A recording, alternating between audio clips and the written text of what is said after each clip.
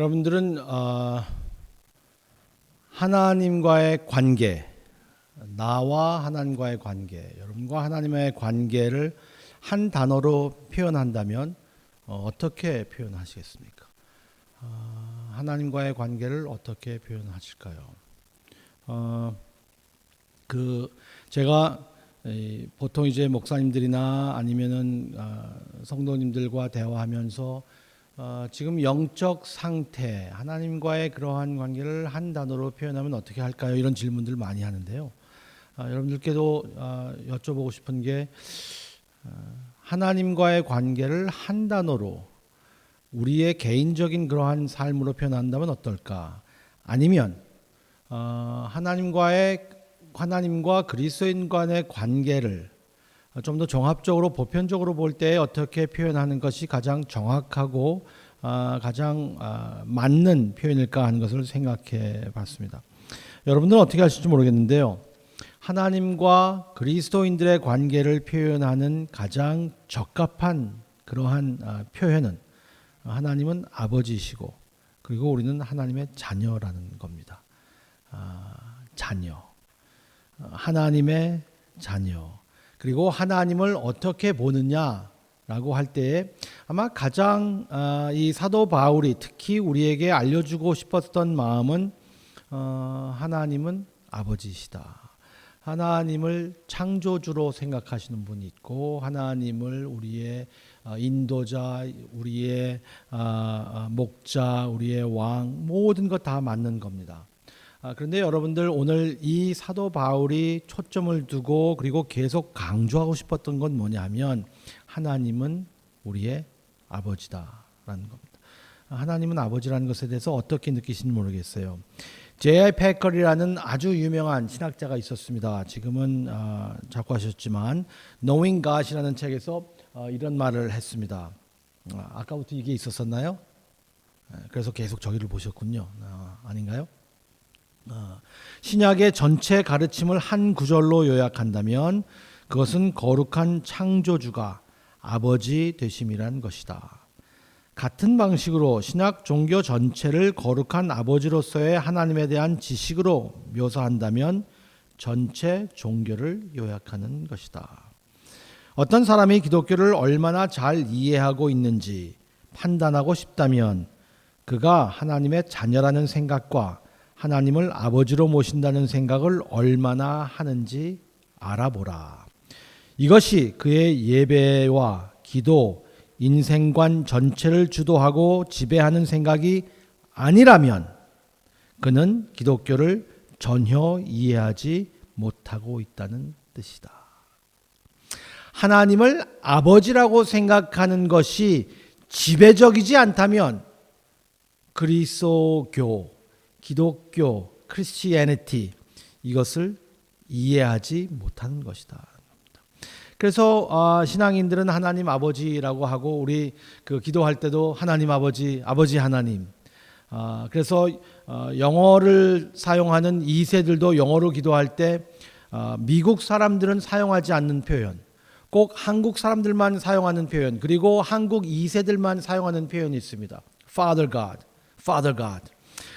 저는 미국 사람들과 신앙생활을 오래 했지만 미국 사람들이 기도할 때 Father God 이렇게 표현한 것 그렇게 많이 듣지 못했는데 2세들은 다 Father God, Father God 그렇습니다. 왜 그러냐 하면 부모님들께 그렇게 들었던 것 같아요. 네.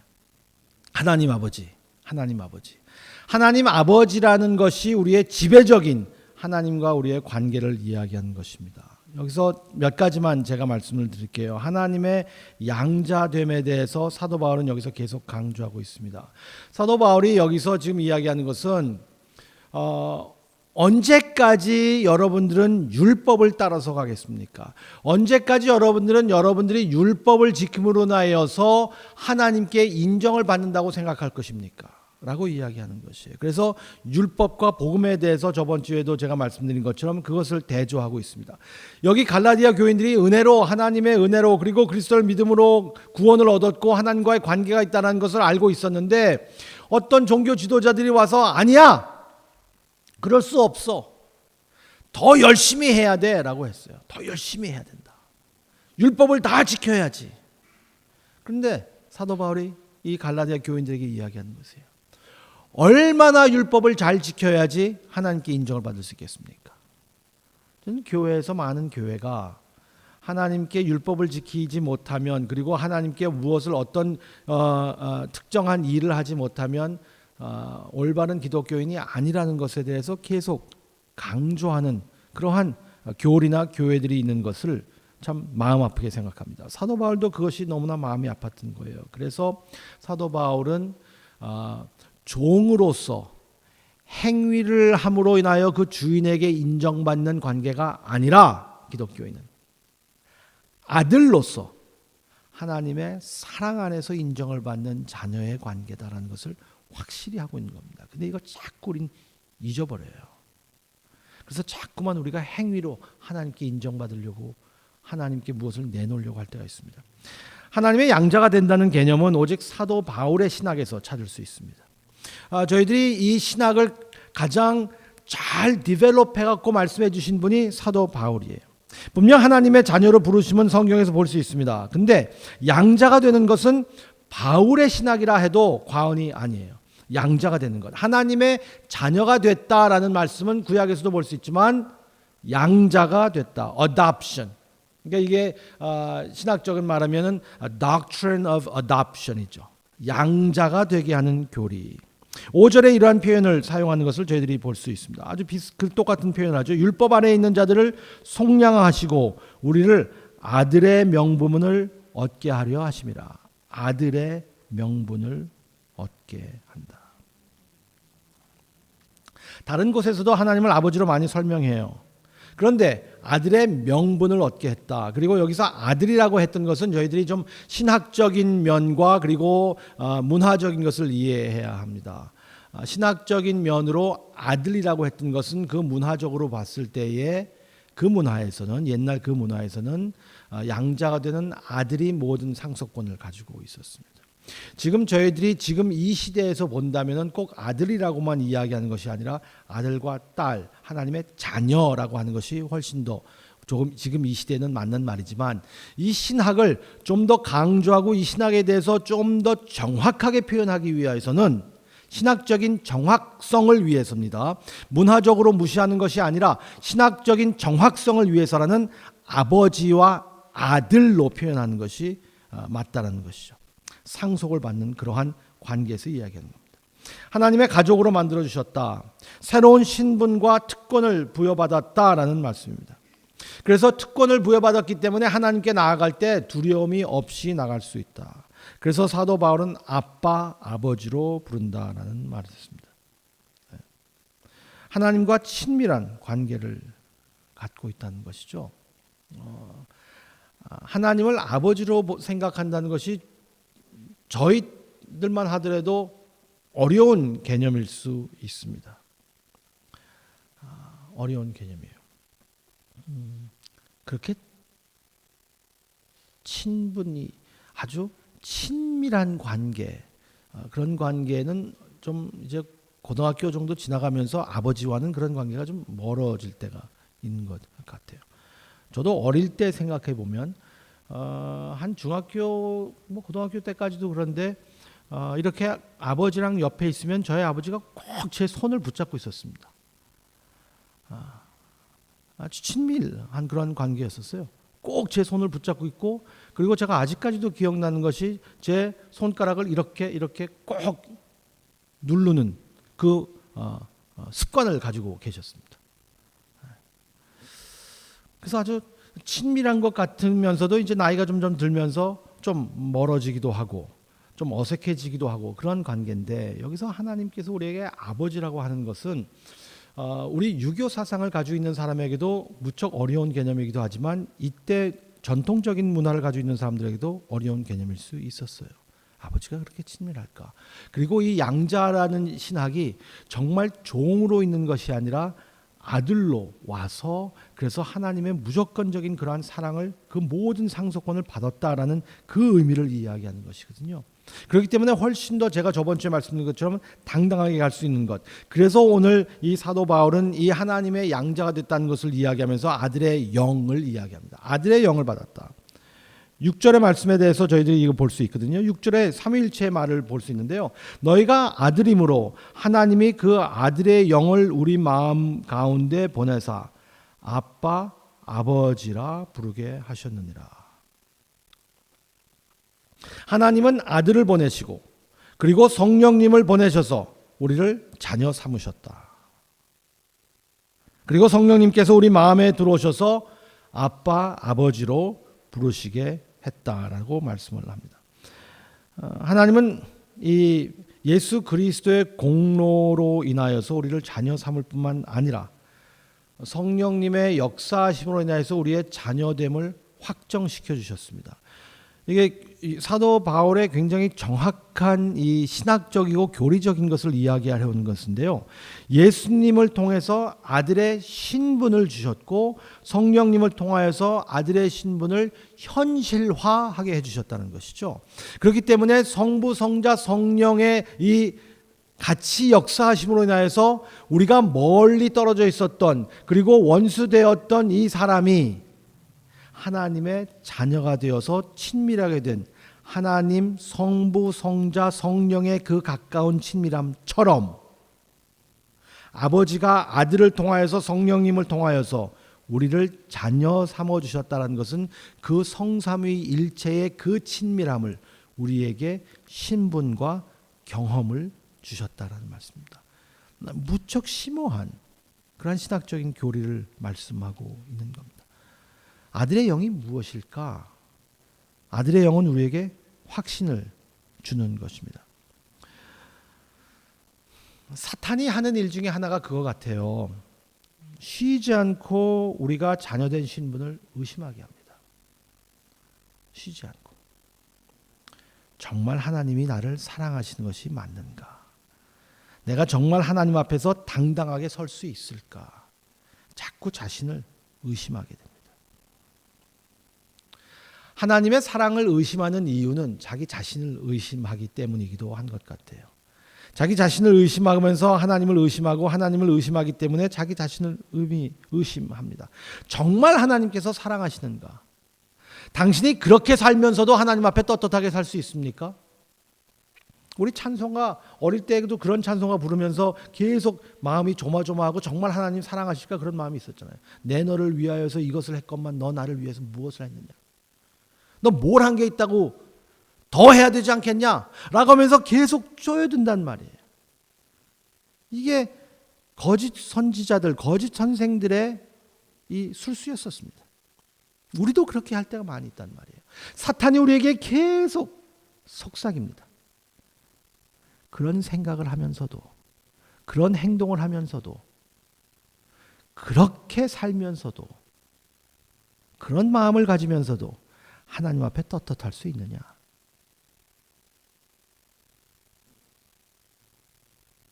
우리의 확신이 어디서 옵니까? 하나님의 자녀라는 것, 하나님이 우리를 사랑하시고 우리에게 헌신하셨다는 그 확신이 어디서 오는 겁니까? 믿음 생활 잘해서 오는 겁니까?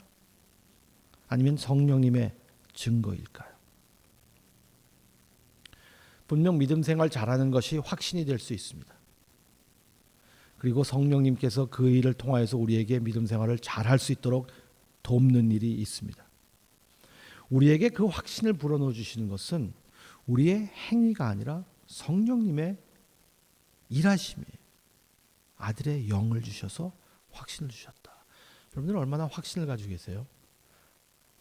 하나님은요, 저를 하나님의 자녀로 눈에 들어가도 안 아플 정도로 저를 사랑하시는 우리의 아버지예요. 제가 어떻게든 간에 하나님은 저를 사랑하셔요. 확실히 사랑하는 것을 믿어요. 라고 하시는 분 얼마나 계세요? 제가 아들이 셋이잖아요, 저희가. 근데 막내가 어릴 때 사랑을 무척 받았습니다. 정말 막내가 너무너무 이쁜 거예요. 셋째 아이가. 얼마나 착한지. 근데 얘가 조금 크면서 말을 하기 시작하면서 이 우리 가정의 이 생태를 이해했어요. 아, 내가 여기서 사랑을 제일 많이 받는구나. 우리 엄마 아빠는 내가 뭐라 그러면 꼼짝 못하는구나 라는 것을 어느 정도 어릴 때 깨달았나 봐요. 그러면서 자기 형한테 이 말을 했대요. I can get away with anything in this house. 나는 이 집에서 뭘 하더라도 다 괜찮아 라는 말을 형에게 했대요. 왜냐하면 형들은 그러면 안 됐거든요. 형들은 정말 많이 혼났는데 보니까 이게 아닌 거예요. 자기를 혼내면서도 이게 엄마 아빠 얼굴이 이게 좀 다른 거예요. 그러니까 I can get away with anything. 얼마나 그렇게 확신이 있었을까? 여러분들은 어떠십니까?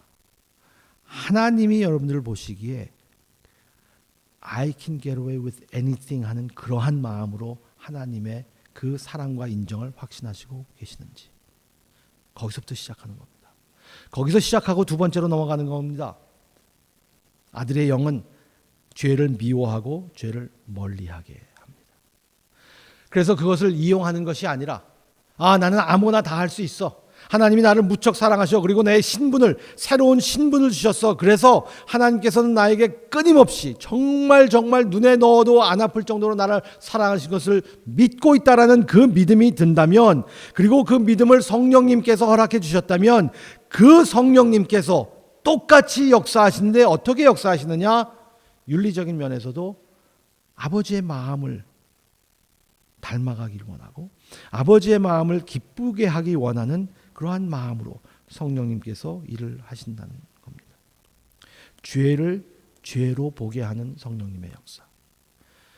우리의 문제는 죄를 죄로 보지 못하는 거예요.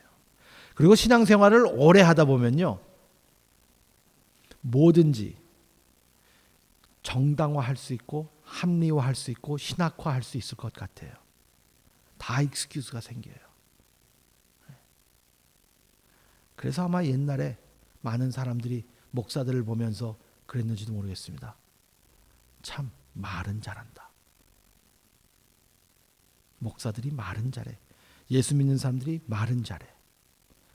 근데 정말 아들의 영이 우리에게 주셔서 죄를 멀리하게 하고 미워하게 한다.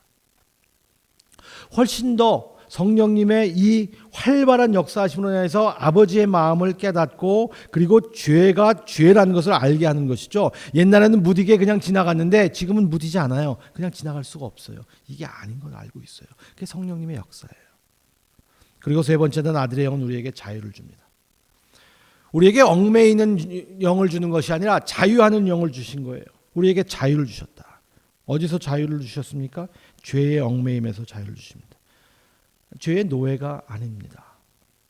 그리스도인들은 죄를 지을 수밖에 없는 존재가 아니에요. 성령님께서 우리에게 죄를 멀리하게 할 수 있는 힘을 주시고 자유를 주셨다는 것이죠. 그래서 성령님께서 우리에게 역사하심으로 인해서 우리에게 오는 것을 두 가지, 이제 영어로 한다면 영어에는 이게 라임이 돼요. 그래서 라임이 돼서 더 멋있는데요. 죄를 멀리하게 할 수 있는 ability, 그리고 죄에서 자유를 얻을 수 있는 liberty. ability와 liberty. 우리가 자유함과 그리고 능력을 하나님께서 함께 성령님에게 통해서 우리에게 주시는 거예요. 그래서 죄에 대해서 우리가 no라고 할 수 있는 겁니다. 충분히. 그냥 힘없이 죄의 노예가 되는 사람들이 아니에요. 어떤 한 교단의 무브멘트는 승리는 내 것이다, 항상 승리, 이것만 강조하는 그러한 교단과 교리가 있는가 하면, 어떤 교리와 교단은 그냥 죄인입니다. 나는 아무것도 못합니다. 저는 죄인입니다. 이것만 하는 게 있어요. 근데 오늘 사도 바울이 우리에게 가르쳐 주는 것은 둘 다예요. 둘 다. 저는 굉장히 보수적인 교회에서 자라서, 보수적인 교회에서 자랐기 때문에 좀 저의 성격과 안 맞는 게 많았습니다. 벌레만도 못한 죄인, 이런 걸 별로 듣기 싫어했었어요. 벌레만도 못하다. 사람을 앉혀놓고 벌레만도 못하다는 말을 그냥 막 하니까 이게 아닌 것 같아요. 그런데 또 다른 한 캠프는 그냥 무조건 모든 게 다 승리고 모든 게 다 괜찮은 거예요. 우리에게 죄를 멀리할 수 있는 능력을 주셨고, 그리고 죄에서 얽매이지 않는 자유를 주셨습니다. 사탄의 속박으로부터 자유. 끝없이 사탄은 우리를 유혹하지만 그리스도께서 사탄을 이기시고 우리에게 승리를 주셔서 저희들은 사탄에서부터 자유를 얻었고, 사탄에서부터 자유를 얻은 것뿐만 아니라 율법에서부터 자유를 얻었어요. 율법의 정죄와 심판이 있지 않습니다. 그래서 사도 바울이 로마서 8장에서 그렇게 말합니다. 누가 나를 정죄하리요? 누가 우리를 정죄하겠습니까? 당신을 누가 정죄할 겁니까? 사망이 정죄할 겁니까? 죄가 정죄할 겁니까? 누구도 우리를 하나님 그리스도 안에 있는 우리들에게 정죄할 수 없다. 율법의 정죄와 심판에서 자유를 얻었다. 그리고 또 하나의 자유를 얻은 것은요, 위선과 염려와 사람의 전통에서 자유를 얻었습니다. 이 사도 바울이 이 발라디아 교인들에게 이야기하는 것이 그거예요. 왜 자꾸만 사람의 전통을 따르고 율법을 따르려고 하고 그리고 그 위선을 따르려고 하느냐? 왜 위선을 따르려고 하느냐? 그리스도인들은요, 너무너무 위선이 많다고 사람들이 이야기해요. 특히 체면 문화에 있는 우리 한국 사람 그리스도인들은 더욱 더 그런 것 같아요. 체면 때문에 너무너무 힘들어요, 신앙생활하기가. 거기서 자유함을 얻지 못해요. 정말 자유함으로 우리가 살 수 있을까? 정말 자유함으로 있을까? 저는 체면을 지키는 것이 중요하다고 생각합니다. 나이가 점점 들면서 체면이 중요한 게 느껴져요. 그런데 그것으로 인하여서 체면을 지키는 것과 체면에 얽매이는 것은 완전히 다른 것이죠. 다른 사람들의 시선, 다른 사람들이 어떻게 보느냐에 따라서 저희들이 어떻게 할 수밖에 없는 것. 제가 한인교회 큰 교회에서 부목사로 일할 때도 그랬습니다. 분명히 저 장로님 기도 다 끝났어요. 근데 못 일어나는 거예요. 왜냐면 다른 사람들이 거기 앉아 있으니까. 그래서 제가 이렇게 봤어요. 저는 그때 젊을 때 체면도 없으니까 이렇게 보니까 눈 뜨시고 딴짓 하시는 거예요. 그러면 가셔야 되는데 그냥 계속 기도하는 척만 하는 거예요. 그런 장로님들이 셌어요. 그리고 그게 받아들여지는 통용되는 그러한 문화였었습니다. 정말 자유함을 얻는 것이 무엇일까? 그리스도인으로서 자유함을 얻어서 정말 하나님을 사랑하고 이웃을 사랑하고 다른 사람을 섬길 수 있는 마음이 있는 것이 어떤 것일까? 세 번째로 양자의 특권이 있습니다. 아들의 영을 주신 것이 아니라 그 아들의 영을 주심으로 인해서 우리가 특권을 누리는 것이 있는데요. 그것이 새로운 신분입니다.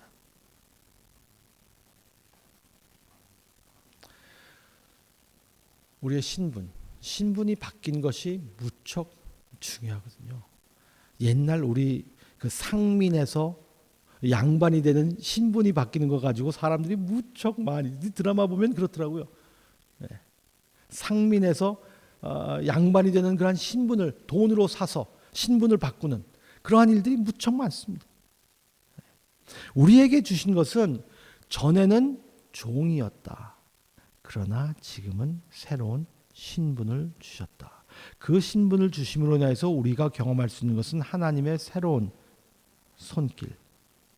고아는요, 항상 두려움과 염려가 항상 있습니다. 항상 두려워요. 항상 염려가 있어요. 누가 나를 받아줄까? 나를 지켜준 사람은 하나도 없다. 나 혼자다. 그게 고아의 마음이에요. 그 시대의 이 상황을 말하면서 사도 바울이 우리에게 이야기하고 싶었던 것은 더 이상 고아가 아닌데 왜 고아처럼 사느냐? 하나님과 여러분들의 관계를 여러분들은 어떻게 생각하십니까?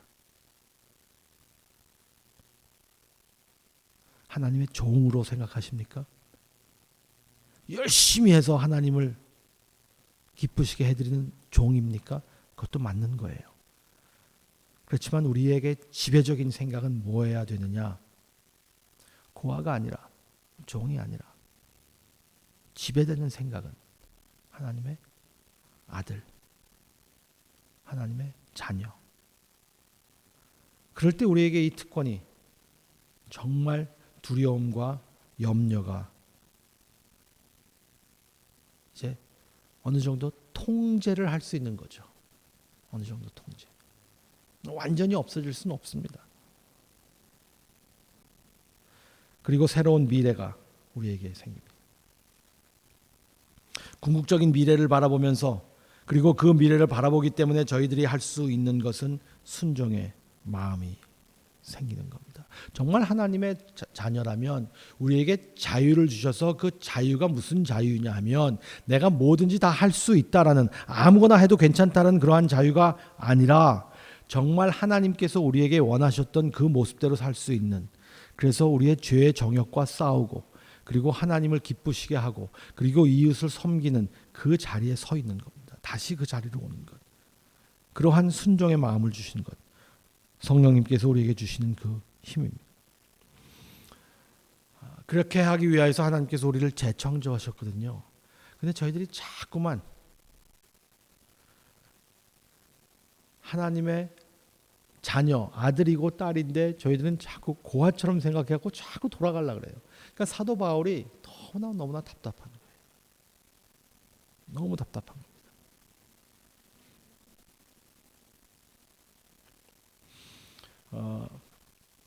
입양을 한 부모님들의 이야기를 들어보면 입양한 부모님들의 그 간증 속에서 이 아이가 입양을 해와서 계속 머뭇하고 눈치 보고 있는데 가장 기쁠 때가, 가장 안심이 될 때가 언제냐 그러면 거의 모든 부모님들이 그렇게 이야기합니다.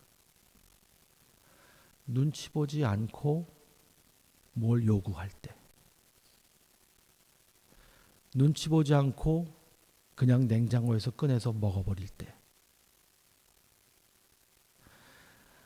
좀 남겨두고 다른 사람들 먹게 해야 되는데 그러지 않을 때, 처음에는 그게 좋았는데 시간이 가면 그것도 이제 안 되는 거죠. 그런데 처음에 그렇게 했을 때 부모들이 그렇게 이야기하는 거예요. 하나님께서 우리를 재창조해서 그 신분을 주셔서 정말 우리에게 그 새로운 신분으로 살 수 있어서 아버지를 순종할 수 있고 아버지를 위해서 살 수 있는 마음을 주시는 겁니다. 그 훈련, 특권 가운데서는 또 마지막으로 제가 이 말씀 드리고 마칠게요. 양자의 훈련이 있습니다.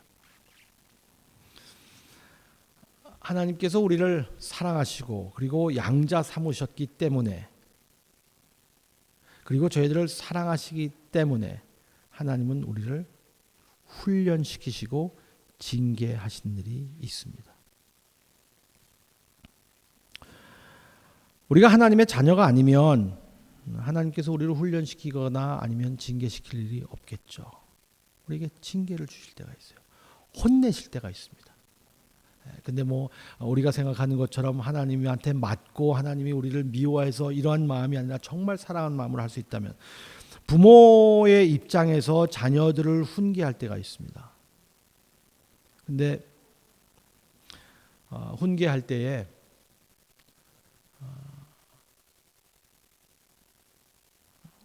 무척 후회가 돼서 잠을 못 잘 때가 있고, 아니면 그래도 훈계한 것으로 만족하고 편하게 잠을 잘 때가 있었습니다. 제가 부모로서, 제가 아버지로 아이들에게 훈계하고 혼내는 적이 있었어요. 정말 이성을 잃을 정도로 그렇게 혼낸 적도 있었습니다. 그런데 아이들에게 세게 혼내건 아니면 세지 않게 혼내건 간에 제 마음에 따라서 제 후회하는 그 정도가 달라지는 것을 제가 제 자신을 보면서 발견했습니다. 어떨 때는 정말 세게 훈계를 한 적이 있었습니다. 근데 후회하지 않았어요. 어떨 때는 세게 하지 않고 그냥 몇 마디 던졌는데 정말 마음속으로 후회하는 마음이 있고, 밤을 잠을 못 자면서 회개하는 그러한 때도 있었습니다. 무엇이 달랐을까? 제 마음에서는요, 이 아이를 정말 사랑하는 마음으로 얘가 잘 됐으면 좋겠다라는 마음으로 훈계한 적이 있어요. 그럴 때는 마음에 후회가 없었어요. 근데 정말 얄미워서 이놈 새끼들이 진짜 이건 싸가지가 이럴 수가 없어갖고 제가 이건 안 되겠다라고 해갖고 제가 팍팍팍 쏟아부었을 때 정말 사랑하는 마음으로 얘가 잘 됐으면 좋겠다는 마음이 아니라 이건 혼나도 싸라는 마음으로 했을 때에는 꼭 기분이 안 좋았어요. 기분이 안 좋았어요. 하나님은 우리에게 어떻게 훈계하실까요? 너는 맞아도 싸. 너는 당해도 싸. 너 힘들지? 어렵지? 너 왜 그런지 알아? 그따위로 행동했으니 내가 가만히 둘 수 있겠어? 한번 흔들어 줘야지. 하나님이 이런 마음이실까? 아니면은 정말 하나님께서 우리를 사랑하시는 마음으로 아픈 마음을 붙잡고 저희들을 올바른 길로 인도하시는 것일까?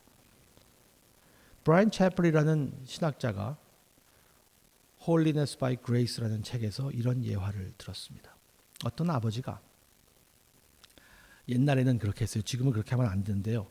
오은영 박사, 부모 이 패런팅에 대해서 좀 관심 있거나 질문 있으시면 꼭 오은영 박사를 보십시오. 오은영 박사님은 she's always right. 항상 맞으니까.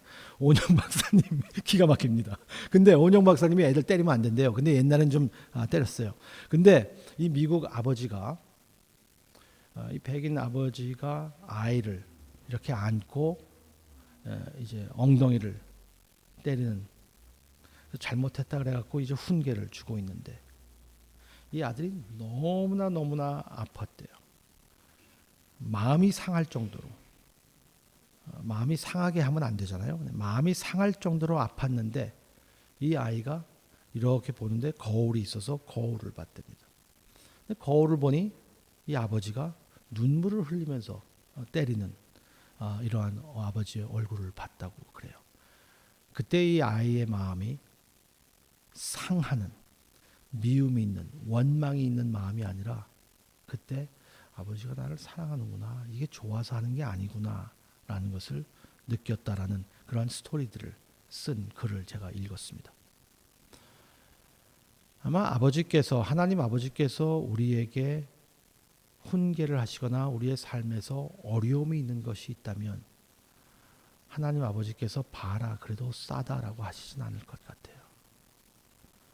이 아이의 엉덩이를 치며 훈계했던 그 아버지의 마음이 바로 하나님 아버지의 마음입니다. 그런데 하나님은 훈계하십니다. 왜냐하면요, 우리를 너무 사랑하시기 때문에 우리가 잘못된 길로 가지 않기 위하여서 하실 때가 있어요. 그래서 훈련은, 그리고 훈계하는 것은 하나님의 사랑을 보이는 것입니다. 하나님께서 우리를 너무나 사랑하시기 때문에 마음대로 누부리주지 않으시고, 그리고 계속해서 저희들과 함께 인도해 주셔서, 그래서 여호와는 나의 목자시니라고 하는 그 사랑스러운 하나님의 그 목자의 모습을 이야기할 때도 주의 막대기가 나를 지킨다고 했습니다. 하나님께서 우리를 계속해서 인도해 주실 겁니다. 그리고 저희들은 하나님의 자녀됨을 확정하는 겁니다. 무관심하지 않고 그냥 내버려 두지 않고 너 맘대로 살아라라고 하지 않고 하나님께서 계속 인도해 주시는, 그것이 바로 우리가 하나님의 자녀됨을 확정시켜 주시는 것입니다. 오늘도 저희들이 그 말씀을 생각하면서 잠시 한번 기도했으면 좋겠습니다. 하나님 하면 어떤 단어가 제일 먼저 생각나십니까? 하나님, 어떤 분입니까? 하나님은 아버지, 우리 아버지. 여러분들은 하나님의 자녀입니다. 그렇게 고백하시는 시간이 됐으면 좋겠습니다. 간단하게나마 하나님 아버지라고 한번 고백하시면서 기도하시기 바랍니다.